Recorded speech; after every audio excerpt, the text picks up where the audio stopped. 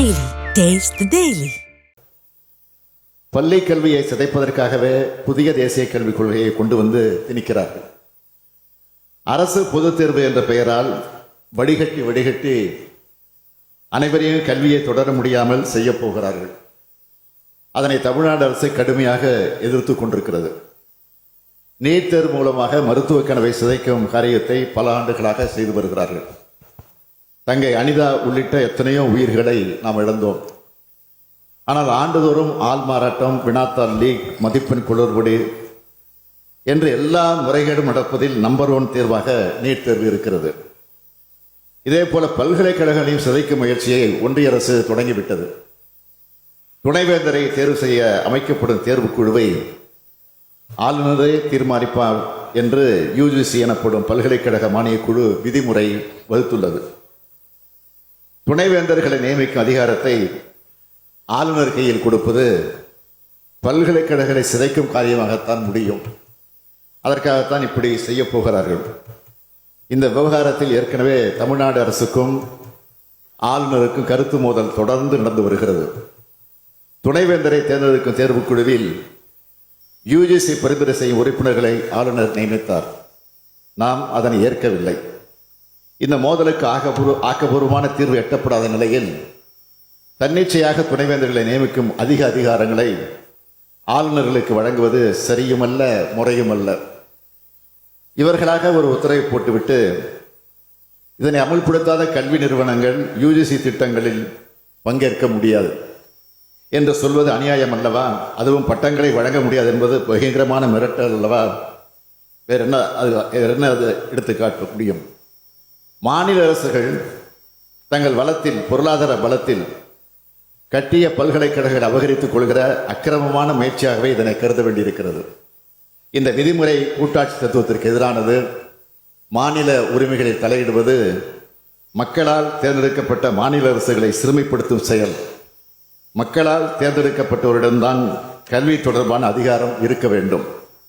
அப்படி இருந்தால்தான் அனைத்து மக்களுக்குமான கல்வியை முழுமையாக கொடுக்க முடியும்.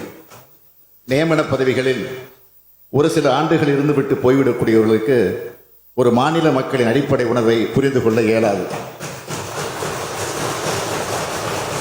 ஒன்றிய அரசு கல்வித்துறையில் எதை செய்ய வேண்டுமோ அதை செய்வதில்லை.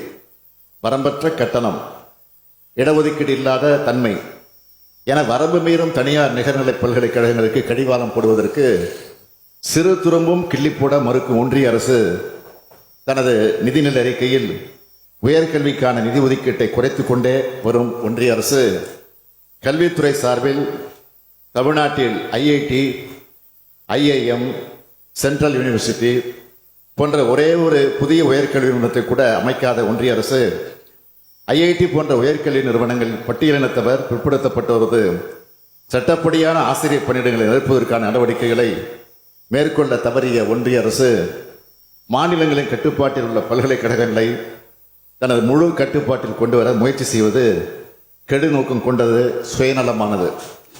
நிச்சயமாக மாணவர் நலனில் மனதில் கொண்டோ கல்வி தரத்தை மேம்படுத்தவோ இந்த முயற்சி நடைபெறவில்லை. ஒரு தன்னாட்சி பெற்ற தனியார் கல்லூரியை பாடத்திட்டம் வகுத்து பட்டமும் வழங்கலாம் என்ற நிலையை ஏற்படுத்திவிட்டு நூற்றாண்டு பெருமை கொண்ட கல்லூரிகளை அபகரிக்க எத்தனிப்பது அதிகார எதேச்சதிகாரம். தலை சிறந்த கல்வி நிறுவனங்களை நாட்டிலேயே அதிக அளவில் கொண்டிருக்கும் தமிழ்நாடு நமது கல்வி நிறுவனங்களின் தன்னாட்சி பறிக்கப்படுவதை வேடிக்கை பார்த்து கொண்டு அமைதியாக இருக்காது. அப்படி இருக்கவும் முடியாது. கல்வியையும் மக்களையும் காக்க, எதிர்கால தலைமுறையை காக்க தமிழ்நாடு சட்டமன்றத்தில் ஒட்டுமொத்தமாக ஒரு தீர்மானத்தை நிறைவேற்றியாக வேண்டும். இந்த தீர்மானத்தை ஏற்று ஒன்றிய அரசு மனம் மாறாவிட்டால் மக்கள் மன்றத்தையும் நீதிமன்றத்தையும் நாடுவோம் என்ற முன்னுரையுடன் இந்த தீர்மானத்தை நான் உங்கள் அனுமதியோடு முன்மொழிகிறேன். பல்கலைக்கழகங்களில் துணைவேந்தர்களை நியமிப்பது தொடர்பாக சமீபத்தில் பல்கலைக்கழக நிதி நல்கை குழு வெளியிட்ட வரைவு நெறிமுறைகளை திரும்பப் பெற வேண்டும் என இப்பேரவை கருதுகிறது. அதேபோல் இளங்கலை, முதுகலை பட்ட படிப்புகளில் கற்கை முறைகளுக்கான குறைந்தபட்ச வரவு நெறிமுறைகள் 2024 மற்றும் பல்கலைக்கழகங்கள், கல்லூரிகளில் ஆசிரியர்கள், கல்வி பணியாளர்கள் நியமனம் மற்றும் பதவி உயர்வு குறித்து வெளியிட்ட வரைவு நெறிமுறைகள் 2025 ஆகியன தேசிய கல்விக் கொள்கை 2020 அடிப்படையில் உருவாக்கப்பட்டுள்ளன. பல்கலைக்கழக நிதிநிலை குழுவின் இத்தகைய நடவடிக்கைகள் இந்திய அரசியலமைப்பு சட்டத்தின் அடிப்படை கோட்பாடான கூட்டாட்சி தத்துவத்திற்கு எதிரானது மட்டுமல்ல, தமிழ்நாட்டின் உயர்கல்வி முறைக்கு பாதிப்பை ஏற்படுத்தக்கூடியதாகவும் அமைந்துள்ளது.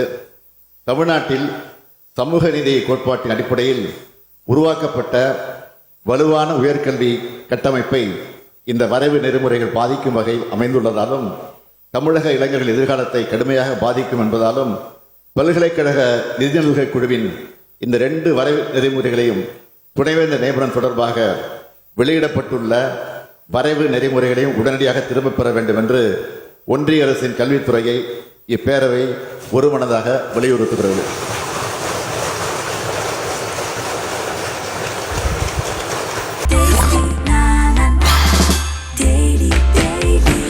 Taste Daily.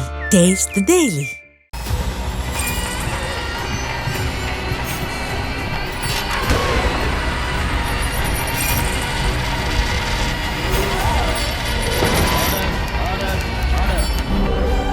நிகழ்தகவு குற்றங்களின் மறுபரிமாணம் நாள்தோறும் இரவு 10 மணிக்கு இணைந்திருங்கள் நமது நியூஸ் தமிழ் தொலைக்காட்சியோடு.